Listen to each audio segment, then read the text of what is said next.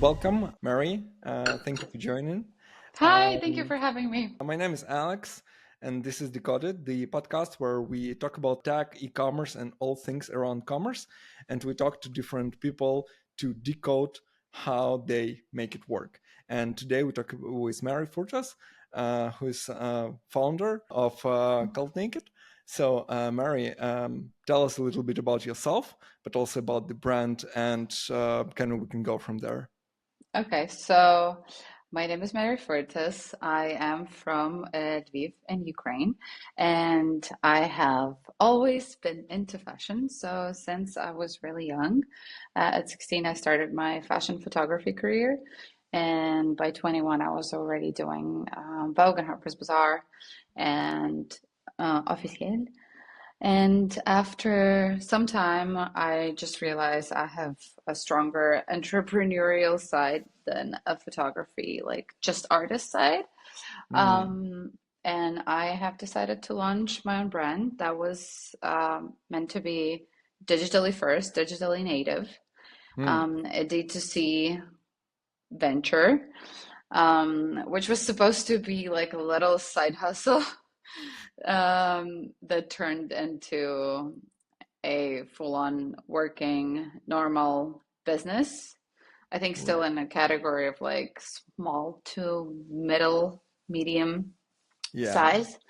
Yeah, but still we employ um, 20, 25 people full time.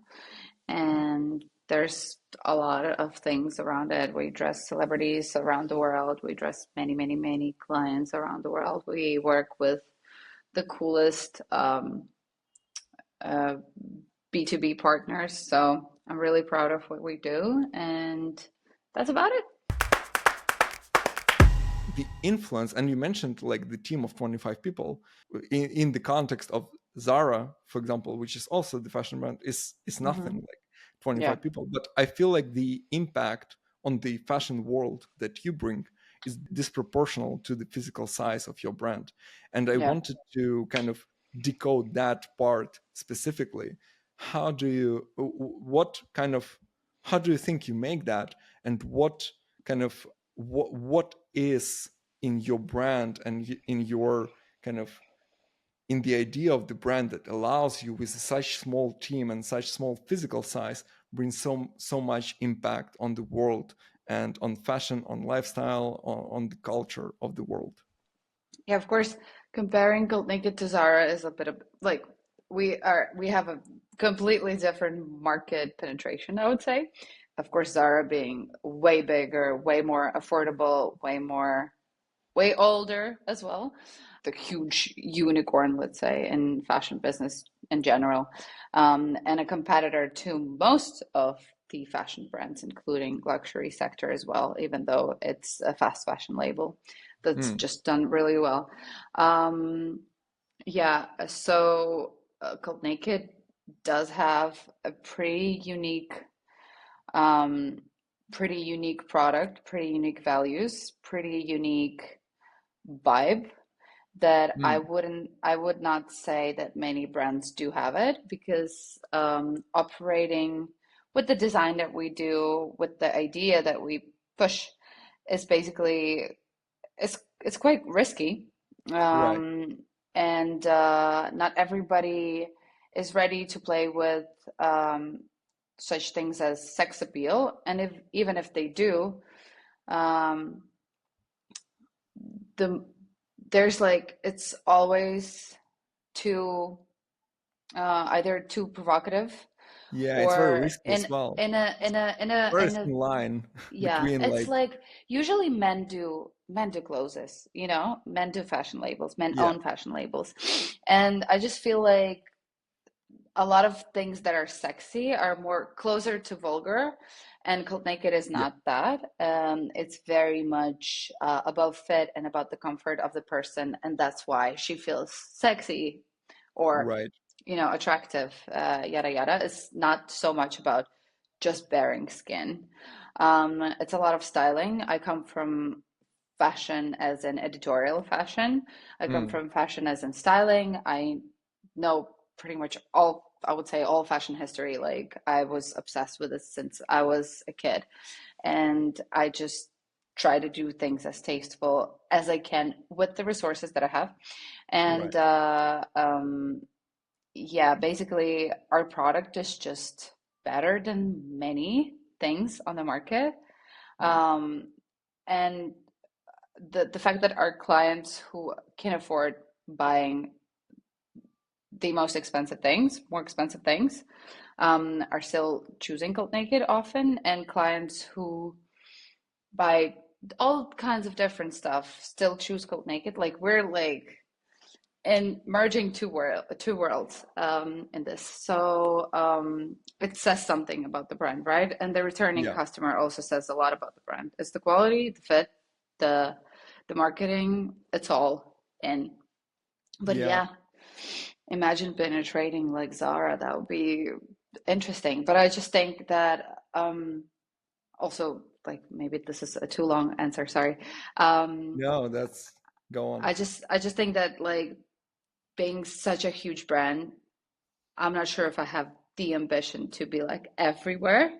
I want to be in my own niche, but doing the best I can, the most sustainable practice I can perform, um, but still be big enough to be considered a good business and make good money for, my Right. people Yeah, and right. help economies.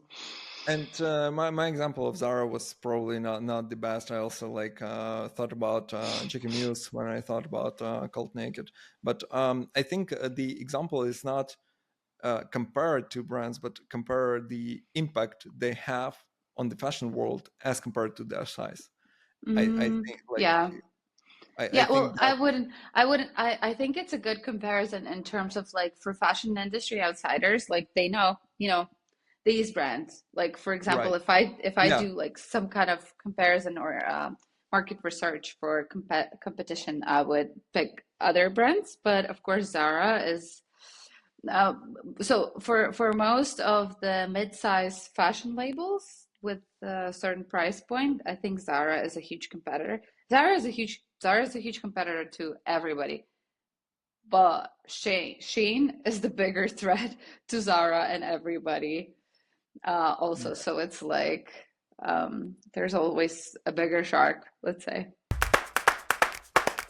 Constraints lead to better creative results. And I Uh-huh. think this is brilliant.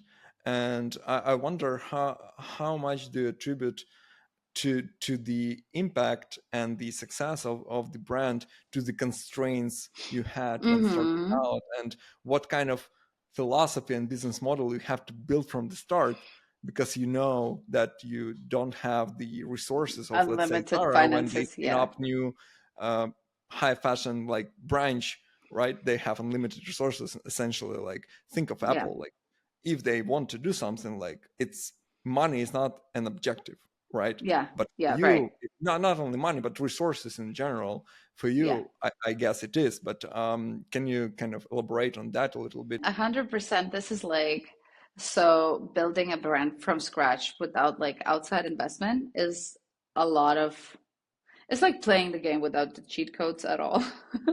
And I Right. often think like, oh, if we would have this, if I, and then I sometimes,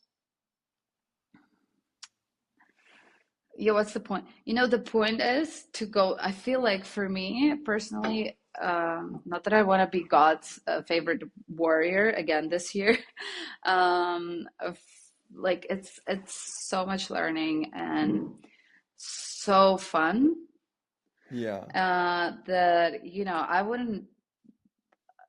I can have investment right now, but I just like I choose to do it with my own money, with the company's money, Right. to do organic growth because I kind of like it like that. It just Mm, feels very me. When I'm ready to do investments, I'm gonna 100% do this.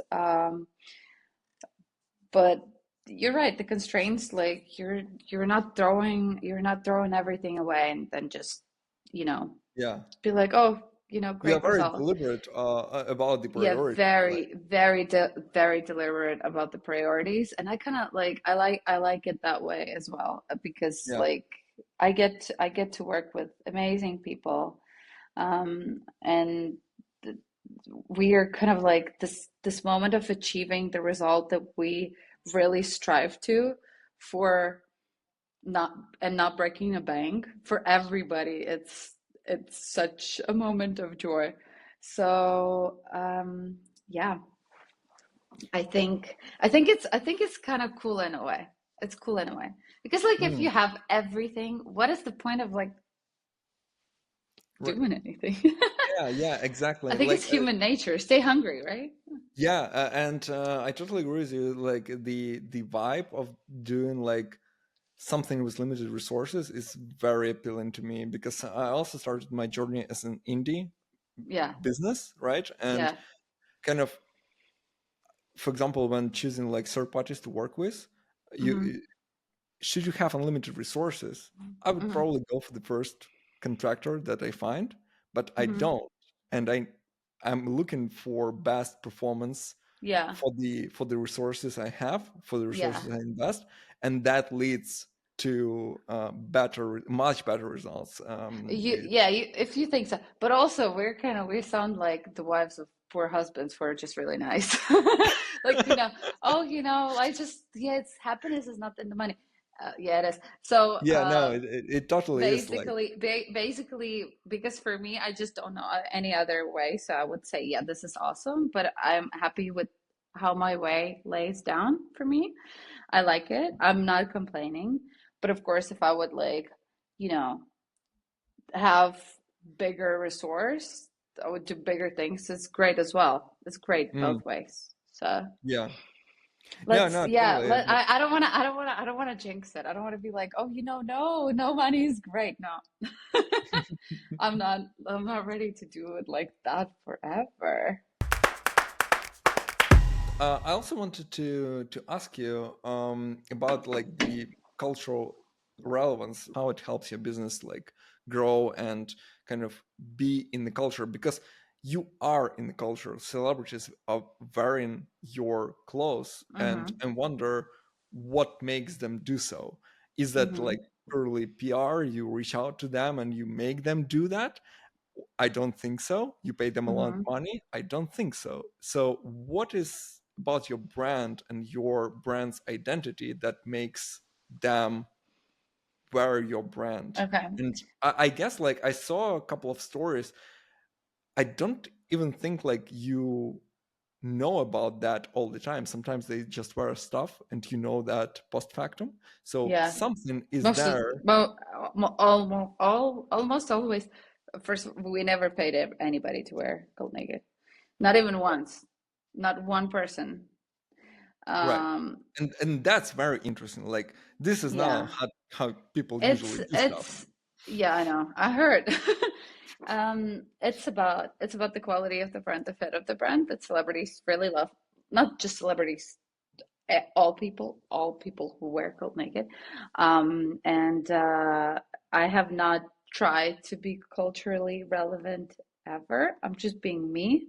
Hmm. And brand is a huge reflection of what I love and what I do and what I am. And yeah, it's just making people aware of that there is such a product is the most important thing. They love it or hate it, is their business. My Hmm. business is to do me because there's a niche for everybody, I feel Right. like. And my basically the mission is to touch as many people as possible, right? Yeah. Um, it's for every business. I'm not for everyone, and I'm fine with that. And yeah, that's pretty much it. So I just think like constant reinvention of self, of the brand, growing the brand as it is. It's a lot of like I said, it's a lot of reflection of me basically. So Hmm. the moment I stop evolving, the brand will stop evolving, and then Right. we're gonna maybe see a different result. At this point, like I'm in my bloom, in my, you know, oh my God, almost mid 30s. And Like I feel great. I'm energized. I do what I love. What I love brings me joy and results. And this is a good, very good reward. And I don't need to, I don't really like, I don't burn out. As long as you're like making it, you're not burning out. And I love everything I Mm, do. Not everything, but most of the things. Yeah, so that's why it works because yeah, I'm there with my energy. that's That's very it. cool answer, by the way. Like this is super, like Thank you. super cool. Um, but the other aspect of cultural relevance is basically the culture that influenced yourself so you can create that. What had influenced you in Ukraine? What kind of background led to that? Or maybe not in Ukraine, maybe in your upbringing, or kind of Hmm. what kind of culture influenced you so you can create that brand that now influences the world? It's a lot of I was like obsessed with MTV when I was a kid. Right. I luckily I did have Cartoon Network and MTV when I was a kid. Mm, And my mom was also always into fashion. My mom was really like she has really good taste and I was just always like we had when I was 8, my mom was like buying Vogue magazine. And that mm, was for the record, like I think they brought like two issues of Vogue per month. So like two magazines yeah, physically to the right, whole city. So she should have like chased it and all this. right. And yeah, I was just always watching how celebrities do stuff, how celebrities dress, and it's not even so much about like celebrity culture, but like a lot of music. As you can see, we dress a lot of artists Mm, and a lot right. of real cool artists like SZA, then we have Tyla, then we have Doechii, all the girls that Dua if they Lipa, would be, right? yeah, Dua Lipa, yeah, it's a lot. Tinashe, I Right. just like, you name it. Um, and for me, like if I would be a kid this time, this era, or they would be popular in the 2000s, like these would be the girls that I would listen to, and these Yeah. are the girls that I still listen to. So all this like music industry, music videos, it inspired me so much, and I remembered engraved in my brain. Um, that I just like I was always trying to be like, I want to feel I want music is very much my thing, and I just feel it. I feel like I've moved through the world with the music in my head, and for me everything's like a music video. So because of that, I Right. think I just tend to do things that I like, and I would go before I started Cultnaked, I was always, what should I wear to this party? And I would like, resuit, restitch, cut, redo all my basic stuff that I would buy in store to make it look like Britney Spears, whatever. And yeah, people started asking me what I'm wearing all the time. So this is how I got the idea that this could be a business. Mm. Um, yeah, so But it was that it was made by you, right? It was custom, right? Yeah, yeah. A- Fully. And, Like people were pre-drinking in my apartment, and I was like, "I'm right. finishing." And I feel like we're coming yet back again to this notion of like constraints and better creative results because Hmm. you have created your own clothes, right? Yeah, And you created that not because you had every clothes imaginable, but yeah, you saw something on TV and probably wanted to make it work with what you yeah, had.